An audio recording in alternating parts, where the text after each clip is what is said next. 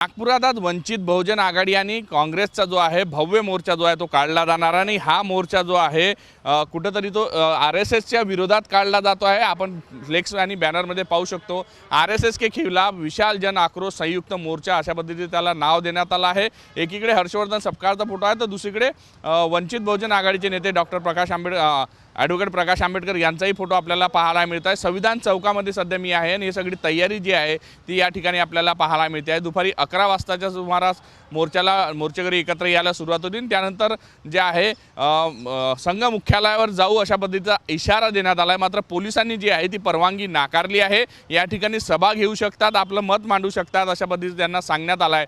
त्यामुळे कुठेतरी पोलीस आणि आंदोलकमध्ये आज नेमकं काय होतं ते पाहावं लागणार आहे। परवानगी नाकारल्यामुळे त्याचे काय पडसाद मिळते ते पाहावं लागणार आहे। यासोबतच पोलिसांनी ठिकठिकाणी मोठ्या प्रमाणात बॅरिकेडिंग करून जे आहे तयारी जी आहे ती केलेली आहे। केवळ 1000 पोलिसांचा बंदोबस्त या सगळ्या आंदोलनाच्या पार्श्वभूमीवर ज्या शहरातील वेगवेगळ्या भागांवर लावणार आहे। यासोबत संघ मुख्यालय परिसरामध्ये सुद्धा मोठा पोलीस बंदोबस्त आपल्याला पाहायला मिळणार आहे। आंदोलक जे आहे ते यायला सुरुवात झालेली आहे आणि काँग्रेसचे नेते जे प्रदेशाध्यक्ष जे हर्षवर्धन सपकाळ आणि वंचित बहुजन आघाडीचे नेते प्रकाश आंबेडकर यांच्या नेतृत्वात हा मोर्चा काढला जाणार आहे। त्यामुळे आज या मोर्चाकडे सगळ्यांचं लक्ष लागलं असणार आहे। व्हिडिओ जर्नलिस्ट सौरभ बोलेसह पराग ढोबळे, साम टीव्ही न्यूज, नागपूर।